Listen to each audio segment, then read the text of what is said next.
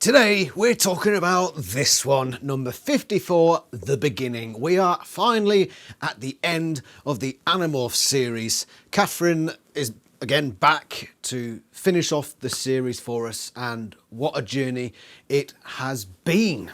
This will be the end of the book review series on this channel. Don't fret, there will be a lot more Animorphs stuff to come. I'm seeing a whole landscape of opportunity for us as Animorphs fans, and we will explore it together. But this is where we come to the end of our book review journey. Is the book up to standard that we'd like to see from the climax? I would say yes, and most definitely so. I really enjoyed this book.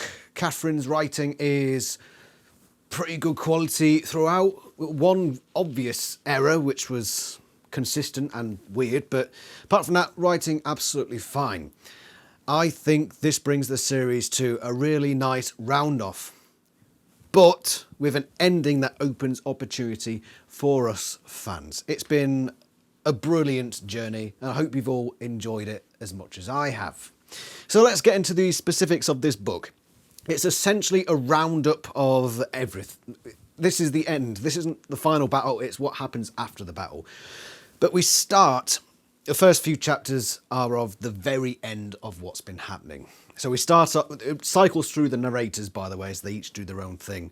And we start off with Rachel, who of course, from the last book, is on the Blade ship with Tom. The Blade ship has come to the Pole ship and is intent on firing upon the Pole ship to blow it up, as well as the Animorphs, although Tom didn't think the Animorphs were still alive at that point, but regardless, that's the aim, for Tom to blow up the Pole ship and leave with the Morphing Cube and start some new Yeerk empire somewhere else, presumably. Of course, you'd still have the Council of 13 somewhere, maybe seeking them out, but that's all background detail as far as this book seems to be concerned. Rachel is a flea on top of Tom, jumps off, finds a place to morph to Grizzly Bear, which turns out to be under some large control panel. Jake gives the order. Tom starts panicking, fire on the Pole ship, fire on the Pole ship, but Rachel reveals herself as Grizzly, gives him a good wallop on the chops, and sends him tumbling and fumbling and bumbling. But then the other Yeerks, of course, they all have the power to morph, and they all morph into these various animals, and it ends with a large battle with Rachel eventually succumbing to her injuries. But amid all of this, let's be grammatically correct, I think. It's a funny old, whatever. Tom has morphed Cobra with the intent of envenomating Rachel, and he does so. In fact, he bites her eye, which is a strange place for him to do it. But the hologram communication link between the Pole ship and the Blade ship is still on, so the Animorphs are still talking to Rachel, and Tobias informs her where to strike at just the right moment to grab Tom. She shoves the snake in her mouth, and chompity chew, off goes the head of you. So Tom is killed, and Rachel dies also. And we have that scene where she meets the Elemist. And it ends with her having this whole did I matter thing, and he says yes. But Rachel's last line is, I wondered if, and then it's left blank. I don't know what she was wondering. It must have had some sort of significance. Maybe that's a thing for another video. What was Rachel wondering about? But that brings an end to the war. Now, the problem I have with this is figuring out exactly where all this fits into the overall plot. So because Rachel has killed Tom, the other Yeerks on the ship decide to just leg it, instead of carrying out the destruction of the Pole ship, which to me seemed a bit strange. Yeah, your commanding officer's gone, but surely the whole point of you being there is you want to fulfill the same task, or carry out the same task, and they still have the Pole ship in their sights. Why did they just leg it? Why didn't they blow up the Pole ship and then leg it? It doesn't really make much sense, so a bit dodgy there. But what it turns out this is all about is Jake sent Rachel to her death basically to kill Tom. And that's, from what I gather, that's essentially it. To make sure that somebody was there to take out this Blade ship. Of course, she doesn't take out the whole Blade ship. She only succeeds in taking out Tom. which puts into perspective Jake's ideas going into this. Assuming that this is what he wanted. He didn't... The blade chip was a peripheral thing on this whole aim he had. He just wanted to take out Tom. It's maybe because he knew that Tom would have legged it with the blade chip. He'd rather Tom be dead than be somewhere else and constantly in the back of Jake's mind. He wanted that closure. And he sent Rachel off to do that. But we know from previous books and foreshadowings that he and Rachel both knew that she had to die. She had to. So it's Jake, funnily enough, killing two birds with one stone, or killing two morph-capable people with one of those morph-capable people. He said, right, Jake and Tom die, both out of my head, not a problem anymore. And if you look at it from that perspective, it's quite brutal, Jake. Brutal Jake. And of course, he will live to regret those decisions, as we'll find out later in the book. So back on the pool ship, the blade ship has gone, Tom and Rachel are both dead. Visser One has surrendered because he has essentially lost. Toby Hammy comes onto the bridge, battle scarred and whatnot, reveals, once it's revealed to her that Tom and Rachel are dead, she reveals that Jara Hammy had died aboard the pool ship, which is a sad story. Jara Hammy, of course, being the first freed Hawk-Bajir, and you could possibly say, you could speculate that he was the last of the free Hawk-Bajir killed at the end of the war. So that's quite poetic as far as I'm concerned. He gave his life to ensure the freedom of his people. He never felt that freedom for himself. Sad, sad story. But Toby comes onto the bridge and says, effectively, we've managed to get the Yeerks aboard the ship to surrender. Because at this point, Visser One has surrendered on his own, but the rest of the Yeerk ship is still active. So I don't know how Toby's done it. And yeah, she's obviously got some great negotiation skills, but she's gotten the entire Yeerk ship to surrender, effectively. Which is crazy. Jake left her as a blockade, her and another 11 of her Hawk-Bajir. And out of that, she manages to get a whole pool ship to surrender. She's good at her job, give her that. But one of the things this is the big error that I mentioned earlier with Catherine Applegate's writing of this. Toby speaks in thought speak throughout this whole conversation. Now, of course, she's not capable of thought speak, and I would have been a bit more understanding if it was just one line that she spoke that was in thought speech bubbles or whatever. But no, for the entire scene, she's speaking in thought speak. I think it just went over the editor. Jake and the Animorphs order Visser One to leave his host body, which would leave Alaran free, and he tasks Aximili to put Visser One into a little box, which they do. And then, probably my favourite part of this whole book, and it's got to be one of my favourite parts of the series, let's be honest. All along, throughout most of this review series, I've complained about the Chee, and I call it the Chee-spiracy theory, the idea that throughout this whole thing, they haven't been who they've said they are. At least their actions aren't quite as altruistic as they say they are, and that they're basically double crossers. And I think this book just confirms my theory. I wouldn't say it's fully confirmed. That doesn't make sense, but you know what I mean. But we'll go into that in an Annie theory video another day. But let's read this part. So Jake is on the bridge. They've organised the surrender of the Yeerks. Toby has said that the pool ship will surrender on the condition that they get the power to morph, which Axe is a bit miffed by, but Marco correctly says, fuck the Andalites. Cassie, this is Jake speaking. Go and get Eric. If he wants the Chee secret to be kept, he needs to hide himself. We may have guests soon. And here he's referring to the Andalites who are close by in orbit. He's thinking of getting the Andalites to come get the pool ship. Anything else? Cassie asked. Like what? I snapped. An apology? To that robot? Sorry we blackmailed you into helping us? No, he drained off the Dracon beams, and because of that the blade ship got away. Because of that Rachel died in vain. Because of him, who knows what will happen. Sort of answer my own question from earlier, really. I suppose Jake's plan was eventually to use the pool ship to destroy the blade ship, which makes more sense. So, disregard what I said earlier, if you know what I'm talking about. But now he's pissed. because he knows that Eric has fucked him over. And of course, Eric has done this plenty of times in the past. Whether Jake knew and just played along to use Eric, which would be very smart thinking, I don't know, but Eric did power down the pool ship's weapons, which meant that the blade ship got away. Jake says, apologise to that robot. And he's just absolutely pissed with it. So Cassie goes off to see Eric. So I think Jake is under the impression that Eric is a bit of a twat.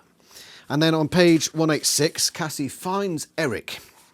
And I think this paragraph here that I'm about to read to you now is the biggest linchpin in the Chee-spiracy theory. It really adds weight to the idea in a metaphorical sense. So Cassie has gone to find Eric.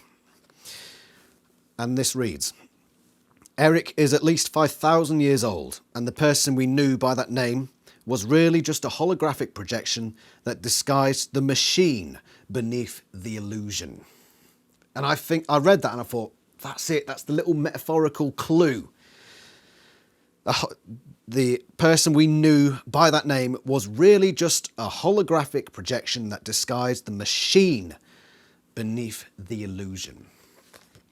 Make of that what you will, but I read that as all along Eric's been playing a game, and only now the Animorphs have finally figured out that the Chee were up to no good and they weren't really helping out as much as they claimed to be. They weren't truly on their side, and I think that's the final nail in the coffin in favour of the Chee-spiracy theory. Visser One is now in a box, and Jake opens communications with the local Andalite fleet, and it's Captain Prince Asculin that comes down to greet them. And this entourage of Andalite officers come onto the bridge of this pool ship after the Animorphs brought it into orbit and essentially completely disarmed it.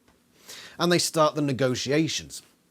And by this point, of course, the Animorphs aren't really great fans of the Andalites. And the Andalites essentially point blank refuse to give the morphing cube to the Animorphs because it's their technology.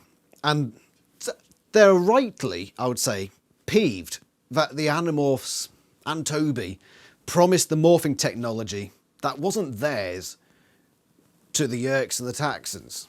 I would be a bit annoyed as well at that. But there's this whole conversation about war treaties and stuff like that, and prisoners of war and de-escalation, things like that. And somehow, when Axe communicated with the Andalite fleet, he also managed to open communications with the homeworld, which seems bizarre to me. Did he just manage to project his message to all the Andalites? Does that mean that any old Andalite could do that at any old time? I mean, remember, Axe is just an arist. So can any Andalite just think, I just want to project my bollocks thought to the entire Andalite planet, diddly-do. Fuck the government. I don't know. My brain couldn't think of anything better. Program. Let's go, Brandon. Yeah. Fucking hell. Axe puts forward a challenge to Captain Prince Asculin. And that is essentially, I'm going to take you to court. But the stakes are quite high because if you lose, they lop off your tail and sod you off out into the wilderness. So pretty high stakes. But he also needs the backing of a prince and able to do this. And that's when Alaran steps up and says, yeah, I'll fucking do it. And so the challenge is put forth. The officers leave the bridge after the Animorphs say, that you leave, not us, this is the ship we took. Because Jake, at this point, is being brutish in a good way. He's essentially saying, I don't want to appear weak, therefore our ship, you are the ones who have to leave despite your Captain Prince rank.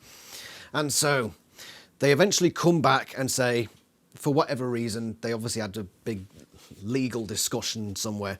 They said, okay, we will give you 4 morphing cubes with which to fulfill the promises you made to to the Yerks and the Taxons. And that's that. That's the end of the war. They come back down to Earth, they land in front of the White House, and they're surrounded by press. And immediately they're this world-known, they're celebrities, worldwide, the Animorphs. Tobias flies away pretty much straight off and disappears. Cassie, Jake, and Marco become celebrities down on Earth. And by the way, Axe was made a prince right there on the spot. Right there, they said, right, you're now Prince Aximili, which is, I didn't know that's how it works, but apparently in Andalite circles it does. And Axe is now a prince. Cool. The Taxons are turned into anaconda nothlets, as was agreed, and sent to the rainforests. Ecologists everywhere pulling their fucking hair out at this. But yeah, they go there anyway, and Arbron goes there as well, even though he's a nothlet, so he's just this lone Taxon in the Amazon rainforest, just sort of fucking... This is shit. And he gets shot by poachers eventually, which is... I suppose... The thing about this book, it doesn't hold back at this point. It's certainly not a Disney happy ending. Things turn to shit for quite a few of these characters, Arbron included. There are a few happier endings. For example, the Andalites agreed to more Morphing Cube usage in exchange for, like, Krispy Kreme donuts and stuff like that, and Andalite tourism is flooding the planet and they're all going mental over food, and in exchange the Earth is getting certain bits of technologists fed into their systems. And by the end of this book they're talking about regular space flight for people. The Hork-Bajir were given Yellowstone. Now, there's a lot of confusion amongst Animorphs fans because it almost feels like they're still in California, but as pretty much everybody knows, Yellowstone is in Wyoming, which as far as I'm concerned is a few thousand miles away, in essentially the smack bang in the middle of the United States, whereas California is on the coast. So, but yeah, it talks about it like they're in the California Redwoods place. I forget what it's called. But it's mentioned a few times, numerous times. Yellowstone, Yellowstone, Yellowstone. And I hardly think that Catherine didn't know where Yellowstone was. It's a pretty big landmark, so I'm pretty certain that they were moved to Wyoming. But Cassie and her eventual boyfriend, Ronnie Chambers, they're said to be working closely with the governor of California, and yet they spend most of their time in Yellowstone with the Hork-Bajir up in Wyoming. It's a bit like the Marco thing, back when he was living in the Chee land, the Hork-Bajir land, and an Axis scoop all at the same time. Remember that? It just has that sort of feeling to it. They're in two places at once. They're just two people now. So yeah, I'm pretty certain that the Hork-Bajir are definitely in Wyoming, unless Catherine's understanding of American geography was just criminally bad, but I don't think so. I think she knew where bloody Yellowstone was. I'm not going to say she doesn't, that's ridiculous. Rachel has a big funeral on the coast overlooking the sea. And before this funeral concludes, Axe comes down and grabs the urn with Rachel's mother's permission. Her dad apparently... We never hear from him, by the way. We don't know what happened to Rachel's dad at all. I imagine he probably got yerked but then got freed, so he's probably still around, but apparently he wasn't at the funeral, so who the fuck knows? Any theory for another day, and Tobias flies off with his urn and he disappears, effectively. 1 year later. It's the trial for Visser One. We get a bit of background as to what's going on with the Animorphs. Long story short, Cassie is given a governmental role looking after aliens, so the Andalites and the Hork-Bajir. Jake is unemployed and not really doing very much. He's sort of trying to figure out what his purpose is. And Marco has become essentially the spokesperson for the Animorphs. He's got a part doing director's job for, co-director, whatever, for Steven Spielberg's Animorph, the Animorphs film, which, god damn, I wish we had that. But he's also talking about, you know, he goes to these parties and he's on adverts and other TV shows, and he's living this celebrity lifestyle. Axe has become like an ambassador, an Andalite ambassador on Earth, but his role changes later on. But this is where he is at this point. And so the trial for Visser One comes up, and they all travel to The Hague in the Netherlands to have this trial. And Jake is the first witness on the stand, and there are 73 witnesses in all. And of course, it turns out that Visser One is found guilty of a whole number of charges. I think 23 out of 25 charges he was convicted on. But when Jake goes up to the stand, the defence attorney objects to his use as a witness, saying he too is a war criminal. How could we get a war criminal up there to talk about my client's alleged war crimes? Now, of course, if you know anything about law, that doesn't really matter. It doesn't matter if you've done a crime, you can still testify. It was obviously a lawyer trick to put him off, and it worked. She's a clever but rather malicious lawyer. We've seen a few of them lately. But it really throws Jake off. Of course, the objection is overruled, but Jake gets lost. What the hell was that?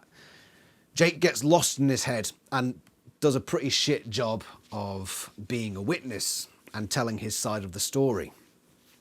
The other animals are pissed at this, and while he's sleeping, they decide to do something called morph therapy, which will be an Animorphs Against Humanity card, I'm sure.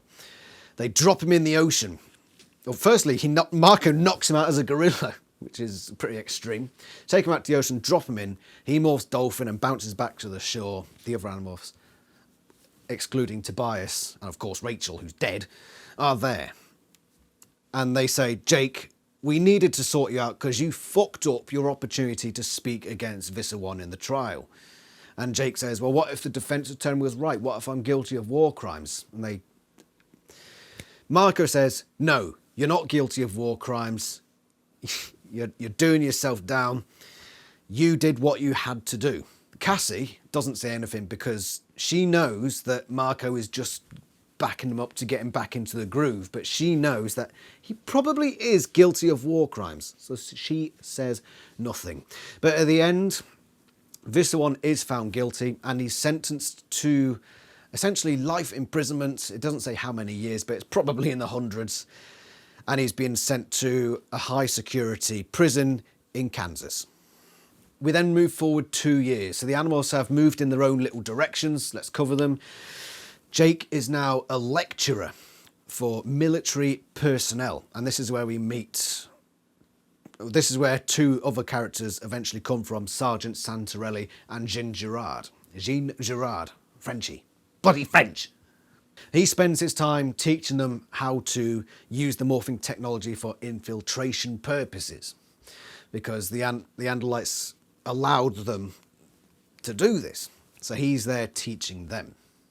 He also eventually decided to write a book, reluctantly so, at Marco's behest, but that's essentially all he's done. He's now in this role, but he feels empty. He's still carrying all that guilt. He's gotten all these medals, but he can't get rid of this guilt in his head, and he needs change. Marco is still living the celebrity lifestyle. He's now got a mansion which is about 1 kilometre away from Jake's new home. But according to the book, Marco's is about 7 times bigger. He's got this big mansion. He's got a butler called Weatherby. So he is really living the high life. He's got a model actress girlfriend as well. Now, Marco, throughout the Animorphs series, has used jokes as a coping mechanism, and his wit and his charm. It all came as a cover for his deep inner turmoil. And this, I believe, continues to a more extreme degree. Why has he's got like a Maserati and all that sort of stuff. He's got this big mansion. He's got celebrity girlfriends. He's got a pool. He's got a butler. And he's doing show after show. He's got his own game show or something. And he's morphing lobster inside his own pool to find a set of keys.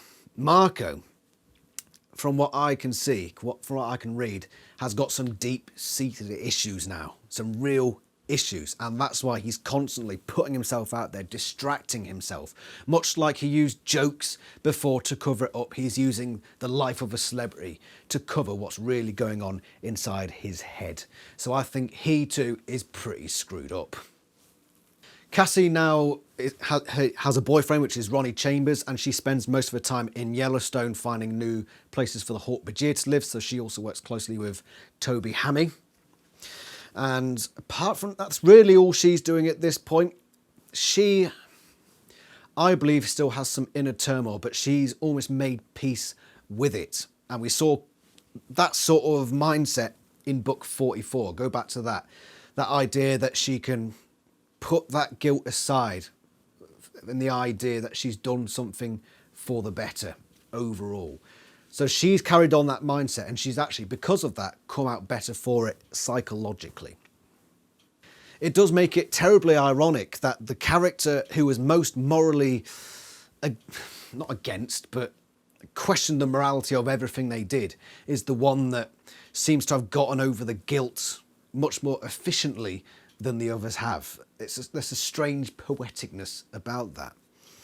Axe is now a captain aboard a cruiser ship called the Intrepid, and he's been tasked to go out scouting for the Blade ship, the one that escaped years ago. So he's been on the Intrepid for what's estimated to be about a year. He's got First Officer Mendrash Postil Fastil by his side. And he's gone out into space to look for this Blade ship. And they've been searching for a while, not found much, but eventually they find a deserted moon. And they think that they might sense something behind this moon. So he has a conversation with Mendrash. And they say, okay, let's send out a couple of scouters. So they do that. And the scouters find a big dead ship, massive, bulky thing. And so Axe and a few other Andalites board some sort of docking vessel to go explore this ship. And Mendrash is feeding information, as well as the TO, tactical officer, aboard this ship. And they say, we're actually picking up DNA signs, and the DNA comes from Earth species. So Axe thinks, right, okay, looks like we found the Blade ship. Mendrash and the TO say, come back, because we don't want to just send you out there. This should be one of our jobs. But Axe proceeds. And then they look to board the new vessel. And that's where we end that chapter. Jake has finished one of his morphing classes and heads to his private jet, which will take him back to his home in Santa Barbara, where both he and Marco live. And he's stopped. And he's told, there are Andalites coming to see you. He says, is it Prince Aximili? They say, no. So these Andalites come up, and there's one called Prince Kasath Winwell Escaruth. And along with him is First Officer Mendrash. And Kasath explains everybody is presumed dead, but the only known survivor is First Officer Mendrash. And Jake asks, what happened? Are you saying that Axe is dead? Kasath says, we don't know he's dead, but he's missing. And Mendrash explains that Axe's docking vessel entered the ship. They found polar bear hair, and then things all went a bit wibbly wobbly. And I was the only escapee. Essentially, the Intrepid was exploding internally, like fucking electricity just setting off and blasting and all this. Don't know what happened to Axe. But the crew still aboard Intrepid all died eventually from the coldness or the lack of food or what have you, because it was just left dead in space. And they only just arrived, the rescue only arrived in time to save Mendrash, who was the only one still alive. At least that's the story that Mendrash gives us. Remember, he is the only sole survivor. And one of the things that I've done in my fanfic series is explore his story a little bit more, and the true story behind the defeat of the Intrepid. Or the destruction of the Intrepid, I should say. The end of the Intrepid. They say that this massive alien ship and the Blade ship, which was hiding amongst the debris of this dead ship, supposedly, went off into Kelbrid space, which is a new race that we haven't heard from before. I've got a picture of it that is. So this is an artist's interpretation of the Kelbrids. Read more about those in my fanfic series when I eventually re-upload it. It's a race separated by a large border, a treaty made many moons ago. So long ago that the Andalites and Kelbrids have supposedly forgotten what each other looks like, but it must have been a few hundred years ago that they separated out, and the agreement was that nobody would cross that border. If they did, a war would begin between those two races. So that's what we know about the Kelbrids. So Kazath and Mendrash explain, we can't go into Kelbrid space to find Prince Axe.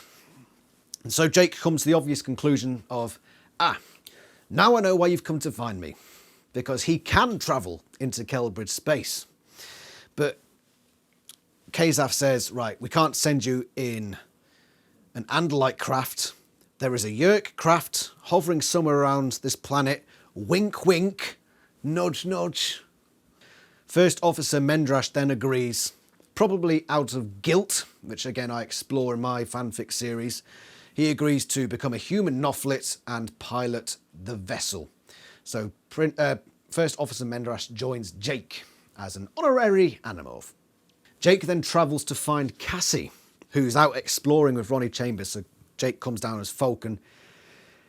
And he says, right, Axe is missing. And she says, you're going to go find her.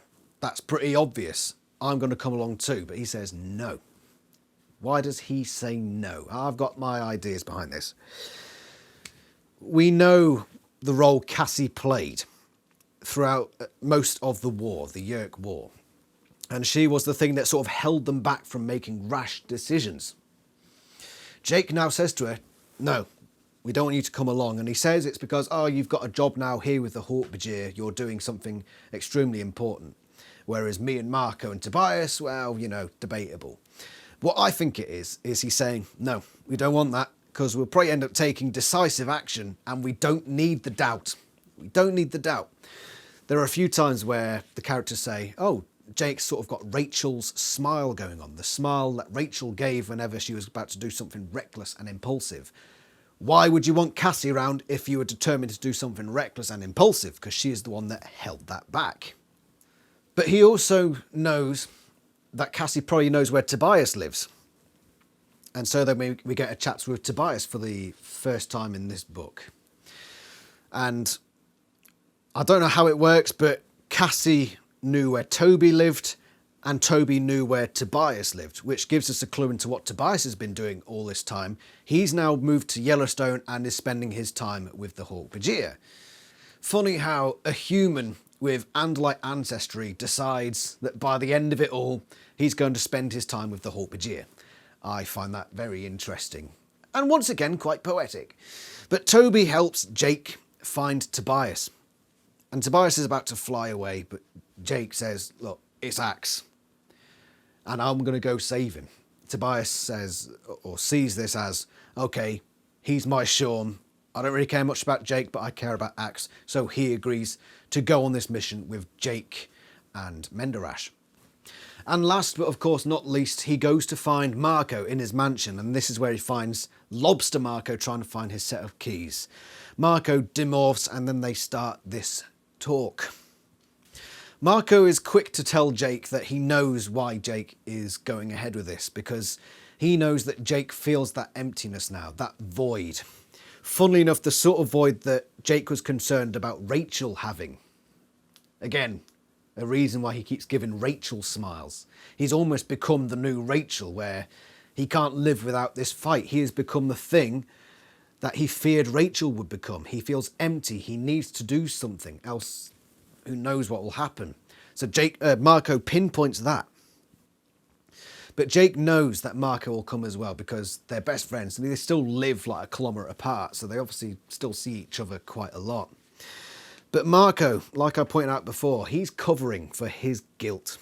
And so I find it very unsurprising that Marco would also join in on this mission.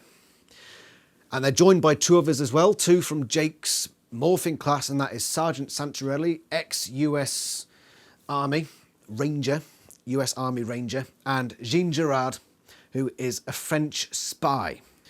Despite having a girlfriend apparently, Marco decides to try to hit it on with Jean Girard at every given opportunity.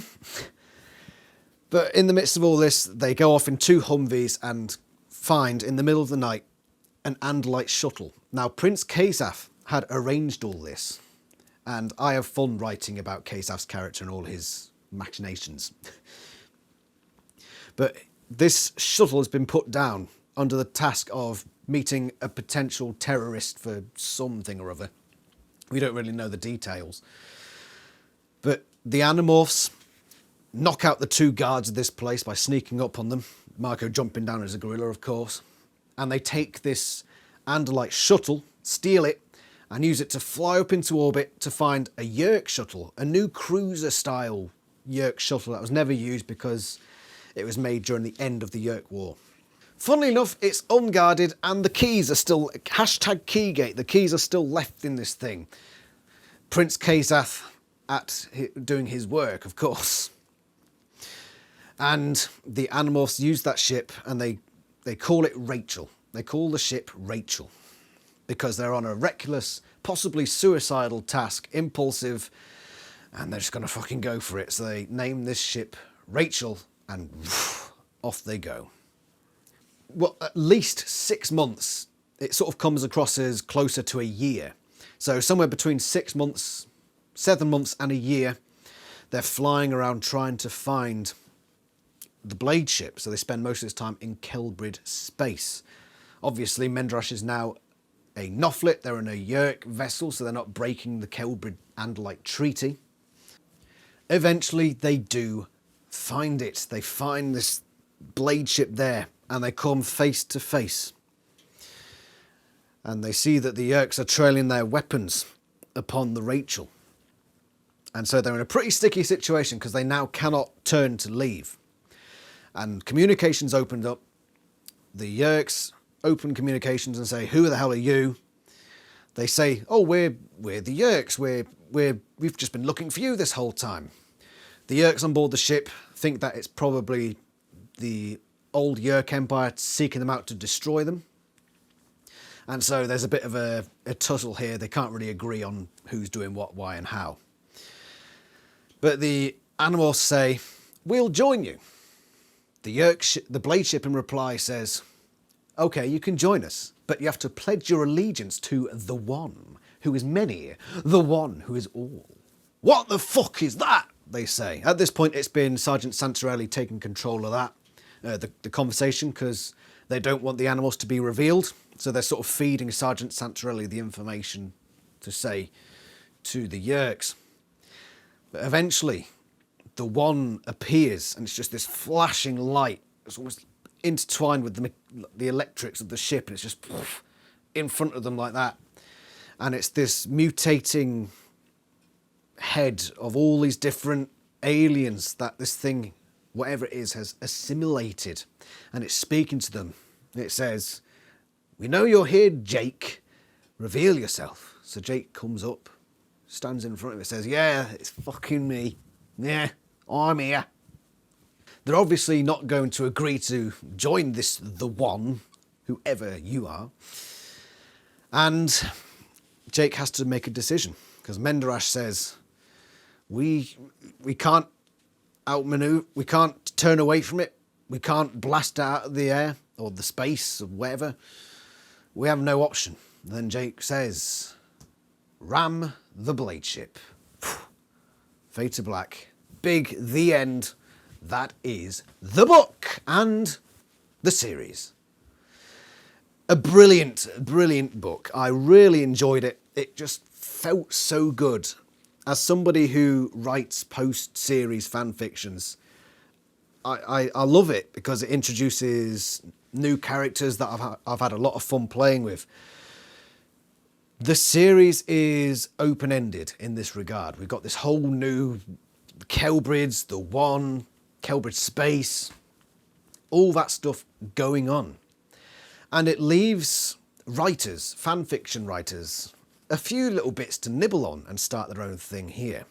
One of the things that I'm going to do either sometime this month or at the start of the new year, I'm going to make a fanfiction directory.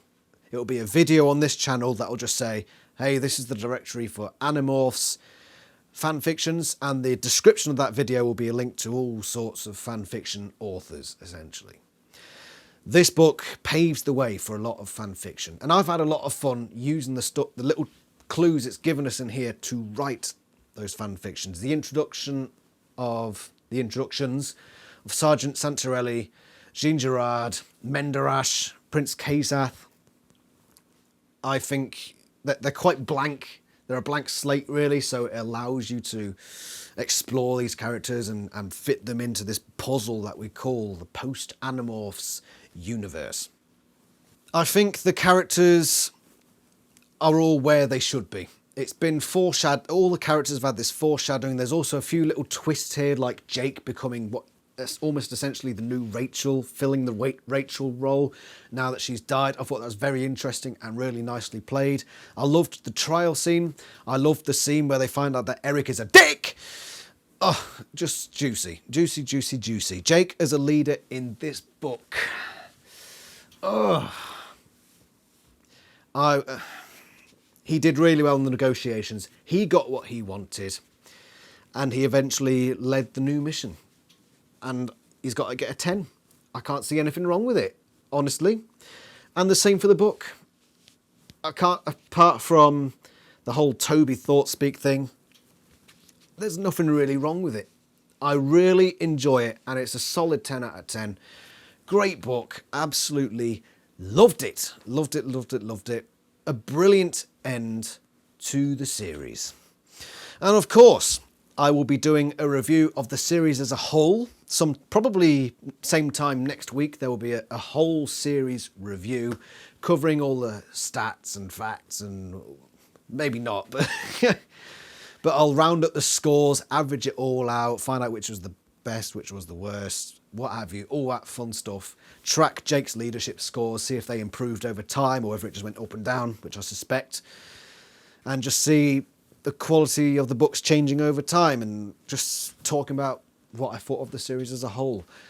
A great end to the series. I can't say that enough. I've probably said it too much so far, but I hope that you've enjoyed the journey with me. It's been wonderful doing these reviews for you. I've absolutely loved it. Absolutely loved it. And I hope that you stick around on the channel for all sorts of things coming up. So I'm going to have the Annie Theory videos. I'm going to have analysis videos where I just analyse characters, ships, planets, all different things. I'm basically going to cover every single Animorphs thing in detail. They're going to be ranking videos. So one of my next big projects is ranking every single Animorphs book, which is going to be a challenge in itself, but that should be a fun video. I've got Cards Against Humanity Animorphs version nearly completed, so there'll be videos of that going up, and also download links so you can play the game for yourselves. There's a Animorphs Top Trumps deck I'm producing. There's all sorts, and you are going to continue on this adventure with me. Thank you so much for watching this series, and I hope to see you next time. You may now demorph, in the words of Catherine Applegate. And then you can remorph and join me for the other stuff. So, I've gone on long enough. Thank you so much for watching, and I shall see you for the next episode. Ta-ra.